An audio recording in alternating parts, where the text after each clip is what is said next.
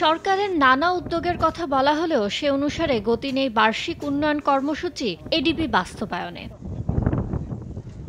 ২০২৩-২৪ অর্থবছরের জন্য বিভিন্ন সংস্থার নিজস্ব অর্থায়ন সহ সংশোধিত এডিপিতে বরাদ্দ ছিল ২,৫৪,০০০ কোটি টাকা। এ অর্থবছরে বাকি আছে কেবল ২ মাস, অথচ অর্থবছরের প্রথম ১০ মাসে এডিপি বাস্তবায়ন হয়েছে ৪৯.২৬%, যা বাস্তবায়নে বরাদ্দের ১,২৫,০০০ কোটি টাকা ব্যয় হয়েছে। গত অর্থবছরের একই সময়ে এ হার ছিল ৫০.৩৩%, যা বাস্তবায়নে ব্যয় হয়েছিল ১,১৯,০০০ কোটি টাকা। এমন তথ্যই উঠে এসেছে পরিকল্পনা মন্ত্রণালয়ের বাস্তবায়ন পরিবীক্ষণ ও মূল্যায়ন বিভাগের হালনাগাদ প্রতিবেদনে। নগদে ৫০০ টাকা বা তার বেশি পেমেন্টে পেতে পারেন ঢাকায় জমিসহ ২০ কোটি টাকার পুরস্কার।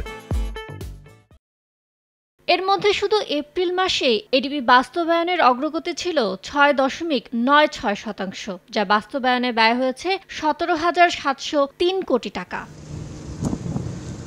কাজেই অর্থবছরের শেষ ২ মাসে বরাদ্দের বাকি অর্ধেক অর্থ ব্যয়ে চাপ থাকবে বলে মনে করেন সংশ্লিষ্টরা।